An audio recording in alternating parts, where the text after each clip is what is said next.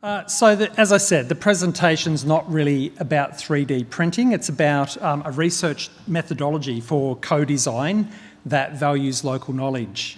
So the presentation locates this particular methodology in the context of community-based digital inclusion initiatives that seek to assist at-risk communities to participate more fully in digital activities. And the particular methodology is obviously as applicable to 3D printing as it is to any other digital activity. And I would argue that there's a quite specific digital inclusion implication for 3D printing that I would like to talk about this afternoon. So the backdrop for this in some respects is the Australian Digital Inclusion Index. This has been an effort over the past 4 years or so to try to understand the various levels of digital inclusion or exclusion across the Australian community. It's been a project that's been funded by Telstra with assistance from Roy Morgan and researchers from RMIT University and Swinburne. And so the project has essentially collected data through a process that Roy Morgan uses where they go door to door with an iPad and they ask questions about people's consumption habits. So for this particular effort, they ask questions that relate to access, affordability and digital ability. A lot of the access questions and affordability stuff is about the cost of an internet connection, what kind of internet connection someone has, the amount of data they have access to and so on. But there's a specific set of questions around ability, which relate to confidence, the kinds of activities that people do, and so on. So look, a perfectly digitally included person, according to this scale or index, would score 100. And currently the Australian average for 2018 at least is sitting at around 60.2. That score has actually been increasing over the past 4 years or so, particularly in relation to access and affordability, despite the controversy about the NBN, which is, you know, a very real and deserved controversy. Nonetheless, people are getting more access to technology as the technology companies start to fill in parts of the country that haven't had much access in the past. But we do see that there are groups in society along demographic and geographic planes, if you like, that are missing out. And so this is a list from top to bottom of the least included. So those living on very low incomes, on quintile 5 households, are scoring about 20 points below the Australian average. If you look through to number 2 is mobile only, score quite poorly. So that kind of mythology around having a mobile device providing you with access is recognised by the index as only providing a very narrow range of access. Those aged 65 plus, those with less than a secondary education, people living with disabilities and so on, indigenous Australians. These are all groups of people who are likely to be missing out on opportunities in relation to digital technology. And digital ability is the area, as I've already suggested, that is improving the most slowly and is the most chronic, if you like, for those groups who are likely to be excluded. So if if you're at risk of not participating, you haven't had opportunities to play around with technologies, try out technologies and so on, then your digital ability is likely to not improve quite clearly. So, you know, a technology like 3D printing is really in the mix here, I think, because it's a technology that isn't available in many households, despite 3D printers being available at Aldi. It's a technology that's probably lower on the list of priorities for many families, for people who are wanting to undertake digital activities. So it's if you think about, I'll show you a scale that we've been developing recently, but if you look at a hierarchy of device familiarity, platform access, software complexity, and so on, most 3D printing participants are likely to have at least medium, if not high levels of digital inclusion. So as we've already heard, the ability to either download a program, to use some software to develop a design, etc., and then to go through that process of actually printing is relatively complex for most people. I think it's not surprising that 3D printing has a real place in libraries and in community centres and so on, because those spaces are often at the vanguard of trying to provide people who are excluded with opportunities to try these things out. So we've been working on this digital ability self-assessment tool. This is some work that we're doing for the Queensland Government's team, a digital capability team, and it tries to identify the kinds of capacities people might have in relation to being digitally included or not. So we have a list of activities that people may or may not be able to do, and so a participant in a workshop, say, in a community-based workshop, would use this tool to say, well, yes, I can use a mobile phone to make a voice call, so, I can tick that box. Yes, I can open up Facebook and use social media on a mobile phone, but no, I can't. I don't understand anything with regard to the IP implications of 3D printing, for instance. So I would argue that, so obviously if you're in the top left-hand corner here, these are the kinds of capacities and capabilities that are less, that people who are less included would probably be ticking. At the bottom right-hand corner there are the more complex, more difficult activities. And down on the bottom right there, you're talking about things like rights and knowledge of rights and protections, etc., but also dealing with complex software and complex devices, etc. And on that vertical axis, we're talking about less creative, less complex, less problem solving, through to more creative, more complex, more problem solving.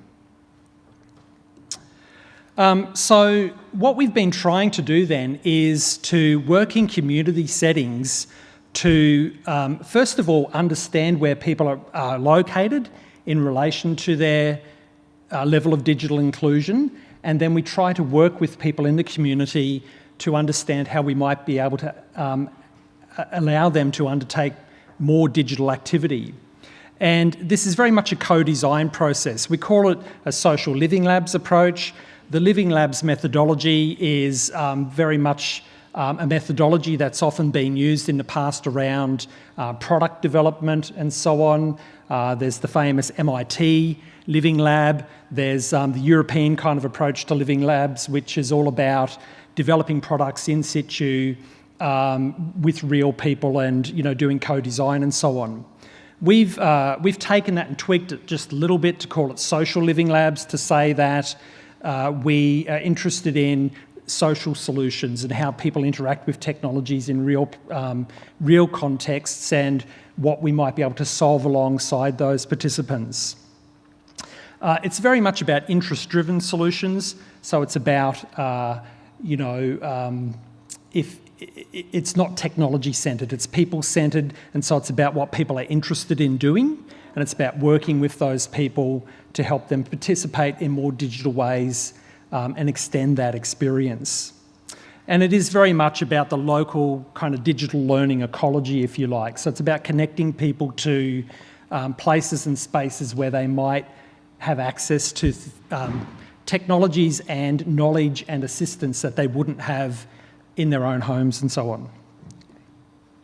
So we undertook a project called Fostering Digital Participation in regional and rural Australia, and most of the activity happened here in Queensland, around the Toowoomba region and around Townsville. And we developed 6 living labs that are outlined there. So there was Mix House, which was a kind of mobile makerspace that was developed in a shipping container. Story Yelling, which was with a group of young people who were interested in creative art activity. Cool Clips, which was teenagers working on animation projects. Oakey Tutors, which was in the small town of Oakey. This was about assisting retirees mostly who were interested in working with immigrants in the local abattoirs to help them develop their English language skills. So we brought a digital component to that. We worked at the East Creek Community Centre in Toowoomba and did install a 3D printer there after working through this co-design process.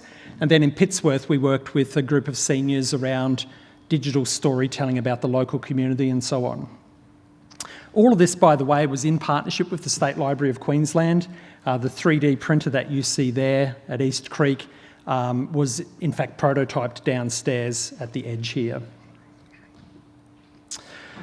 So I'll just show you this really brief clip, which is, it goes for about a minute, which just shows some of the activity that occurred around the Townsville Makerspace Mix House.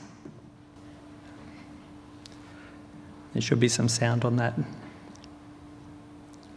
It's just music, so... It's actually print, or am I wrong? The first prints have always sort of printed. We've always had a first print. It might have been, something that just runs on the end of the stream just by itself. But we've always had a first print going.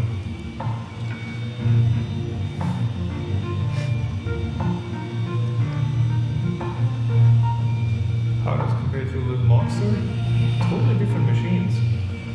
Little Monster is a huge delta with a different, I don't know, different print volume slightly, but similar.